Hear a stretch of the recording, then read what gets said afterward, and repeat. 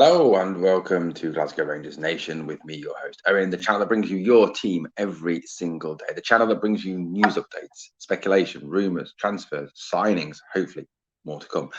Podcast like last night's fantastic podcast that we had with Marina Ballantyne and Caroline Morrison from Heart and Hand. Absolutely superb podcast. Go back and check that out if you haven't done so yet. Just head over to the channel homepage, find the live tab, and it's on there. Brilliant podcast last night. Also live streams during the season. And the way to make sure you get all this for absolutely nothing is to hit the sub, ring the ring the notification bell. And if you can give the video a like, guys, it does help. Also, if you do want to support the channel, you do want to join the channel, you can, like our fabulous members here. 99p a month, that's less than a cup of McDonald's coffee, just to join and support the channel, get shout outs. We're going to have some members only videos coming up, etc., etc. So that is for you guys. If you want to join, please feel free. Anyway, let's talk all the latest Rangers news. We've got news about Jose Cifuentes. Looks like the saga is finally done, and a few little bits and pieces from the CEO's fans forum last night with James Bisgrove and a number of staff from Ibrox. Let's start off there by talking about Jose Cifuentes. So Jose Cifuentes is the midfield player who Rangers have been interested in pretty much all summer long from LAFC in the MLS. The Ecuadorian midfielder is described as a very talented, very promising midfield player, someone who apparently was even garnering EPL interest. So Rangers did have to move quickly to secure the services of Jose Cifuentes, also known as Sifu, apparently. Perhaps that would be easier to say for some than Cifuentes, which is not the easiest of names, is it, after all? Anyway, who is Jose Cifuentes and what is happening? Well, apparently, according to a number of media reports this morning, £1.5 million fee has been agreed, and Jose Cifuentes will be the next signing through the door at Ibrox, the fifth summer signing of manager Michael Beale in this very busy transfer window already for Glasgow Rangers. Jose Cifuentes will be an absolutely outstanding signing, in my opinion. He'll bring a real spark to the midfield. And the midfield, possibly, with Cantwell, Raskin, Cifuentes, or even Raskin, Cifuentes, and Jack with Cantwell pushed further on, I think looks a very, very talented midfield indeed. Cifuentes does look a good player. He's got good dribbling skills. He's got a good eye for an incisive pass. He's very good at playing through balls to the strikers. Good in the tackle as well. Recent game, obviously, with Ecuador, he was part of a 3-1 victory over Costa Rica, where he played an assist through for his teammate. I think it's Pancho or Pacho, the guy was called. I can't remember the guy's name, but it was something along those lines. He is a very talented midfielder, very highly regarded. At one point during the major part of his contract, he was even regarded as possibly being worth up to £15 million. He really is a talent. I think someone who will only get better and stronger under the coaching of Michael Beale. What do we know about him? Well, here's some facts and figures about him. So this is from the MLS. Now, obviously, the MLS season is ongoing at the moment. It doesn't finish till December. They play their soccer, as they call it, slightly differently to when we play it. So he has 13 appearances in MLS this year, 3 assists for LAFC. Has been finally spelling his time with another midfield player called Timothy Tillman, a name you may recognize. Yes, that is the brother of Malik Tillman.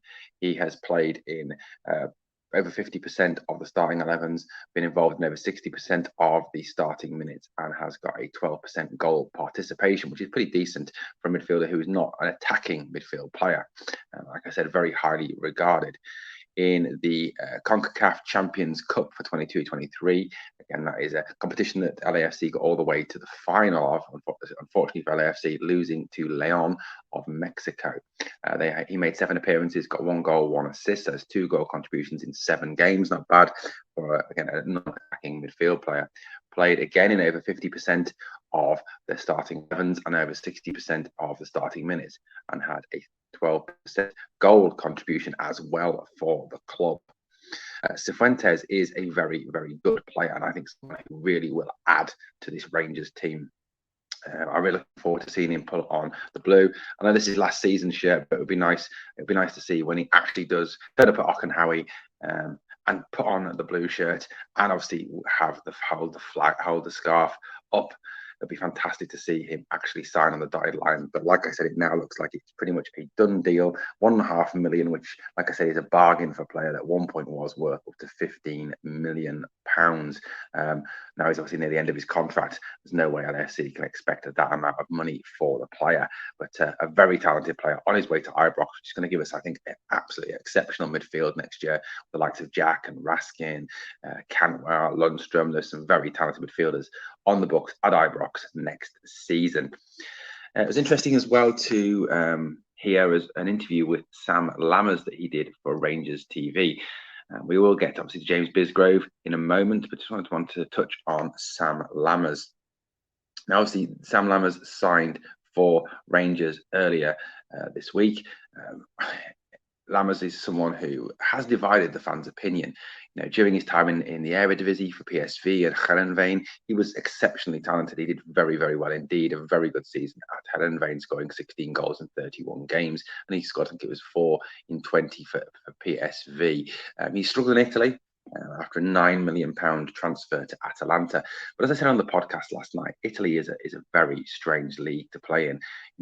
It seems that, good, even outstanding players can go there and really struggle.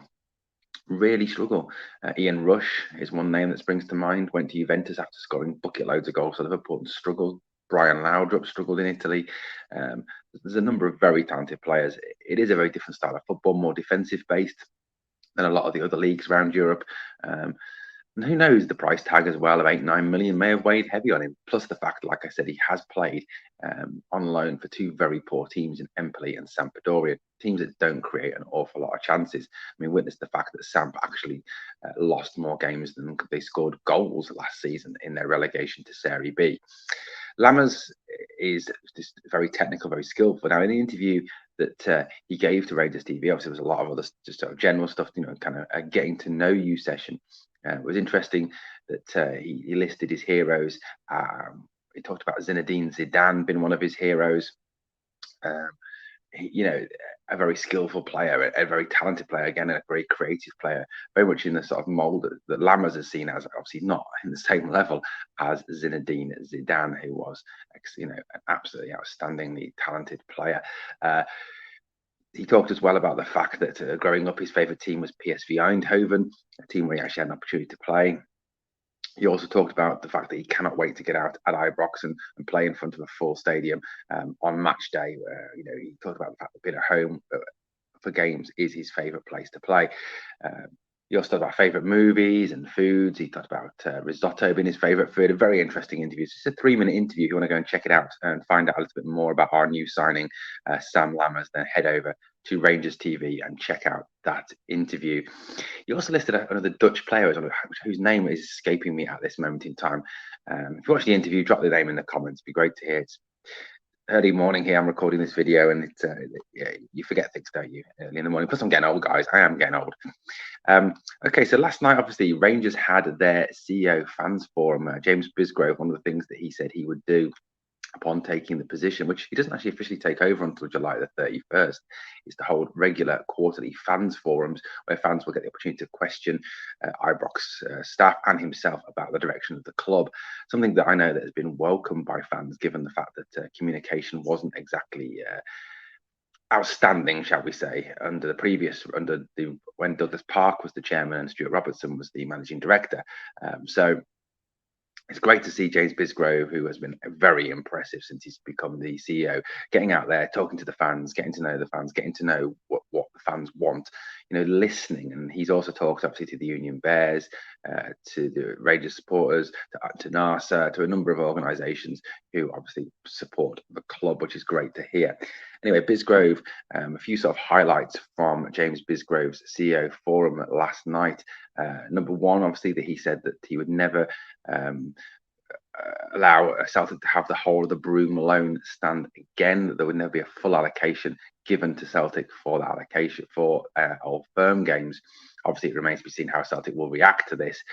It is to be hoped, I think, that we will have away fans in Ibrox and at their place for all firm games. Let's face it, that's what kind of makes the atmosphere, doesn't it? And it's nice to have, to head over there, and when we win at which we will do regularly, I think, in the future, to really rub it in their faces. So it's good that he said that obviously we would never give up that. I think it'd be more a European allocation from what he's saying, similar to what obviously we gave to teams during our Europa League run.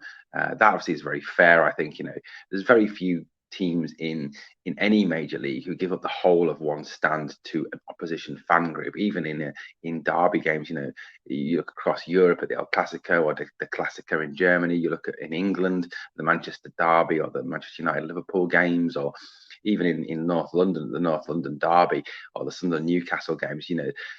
Very rarely ever, if ever, do they give up the whole of one stand to a opposition team. So I think to expect, or Celtic to expect, they get the whole of the Broomloan stand is just completely and wholly unrealistic in modern football.